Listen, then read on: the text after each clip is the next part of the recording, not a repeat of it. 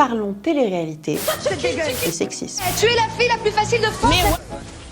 Il était une fois un genre télévisuel apparu avec les chaînes privées, la télé-réalité. Ta pochette, je n'aime pas.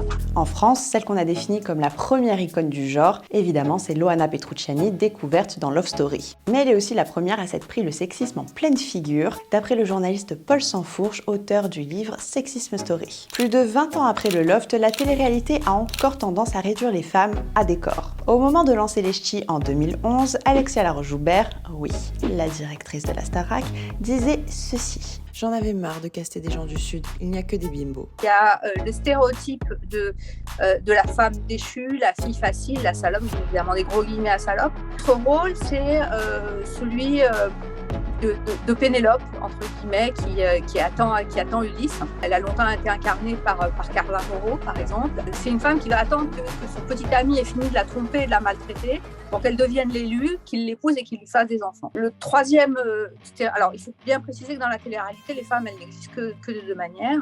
Soit en étant en couple, donc la petite amie 2 ou l'épouse 2, soit en étant la clasheuse, la fille hystérique, la fille énervée qui s'en prend tout le monde.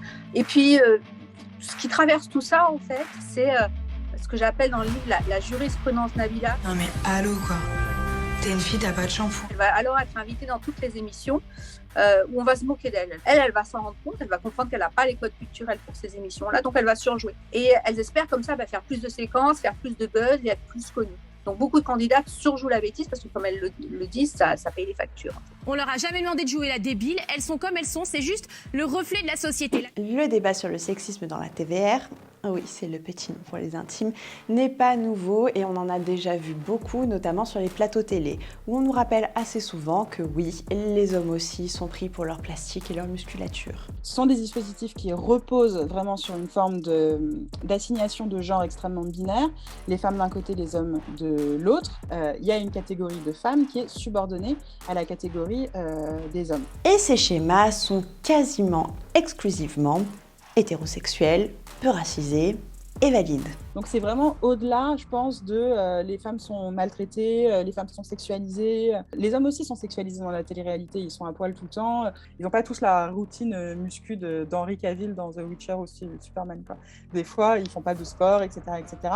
Mais ils compensent par d'autres choses, en général, où ils sont marrants, où ils sont connus. Ce qui nous ramène à une image de la femme très traditionnelle, voire réactionnaire, d'après Valérie Rey-Robert. Et en particulier, par exemple, dans les émissions de coaching, on va s'apercevoir que leur rôle tout entier est dédié à la sauvegarde du couple. C'est elles qui doivent savoir s'occuper des enfants, s'occuper d'elles-mêmes, être féminines, être belles, être sexy, pour plaire à leur mari et pour que le couple tienne. Et c'est en ça que c'est très réactionnaire. Dans son livre, Valérie Rey-Robert aborde aussi la question du post-féminisme qui est développé par la sociologue Angela Macrobie. Des éléments féministes ont alors été incorporés, particulièrement dans les médias, dans un discours où domine l'individualisme.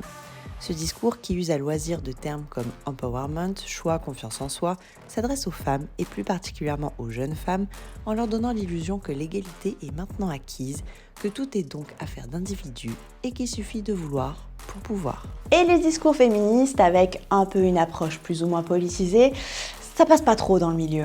En avril 2021, des candidates des Anges dénoncent du harcèlement de la part de candidats et de candidates, mais également de la production. C'est pas un hasard si en fait ceux qui ont été visés par le MeToo de la télé-réalité, c'est la grosse équipe. C'est pas les boîtes de prod les plus puissantes à l'heure actuelle qui ont été visées. La deuxième chose, c'est que je sais pas si les candidates ont été mal briefées par leur avocat ou que celui-ci n'a pas été en mesure de les canaliser. Mais ce qu'elles ont dit sur l'unique émission où elles sont passées, c'était PMP, c'est que ça partait un peu dans tous les sens, donc c'est important, c'est triste à dire, mais c'est important lorsqu'on a été victime de violences sexistes, d'incarner une bonne victime, en fait. Alors, Mediapart a fait un article à l'époque, elles sont passées chez TPMP, mais l'immense majorité des rédactions ne se sont pas intéressées à ça. Et pourtant, des affaires de harcèlement et de violence, il n'en manque pas. Fin 2021, c'est le candidat Ilan Castronovo qui est visé par des accusations de harcèlement et de violence sexuelle. Si Ilan Castronovo clame son innocence et qu'une enquête est en cours, plusieurs personnes connues pour des actes ou des mots violents ont continué à venir sur les plateaux.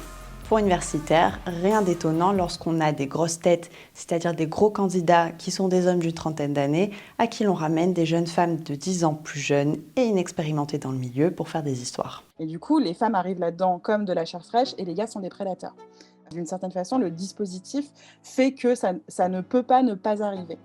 Et en même temps, télé-réalité n'est pas la seule catégorie télévisuelle, d'une certaine façon, à créer du scandale, à être rattrapée par des histoires d'agression sexuelle, par des histoires de mœurs, etc., etc.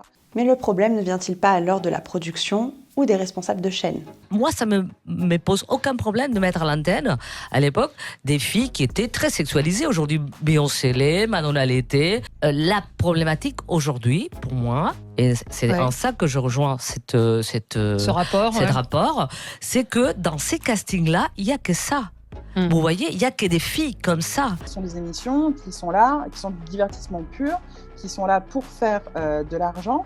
Et donc, les modèles, d'une certaine façon, de genre, d'ethnicité, les modèles de réussite, etc., qui sont ceux dont la télé-réalité fait la promotion, n'ont pas vocation à être des modèles moraux, d'une certaine façon.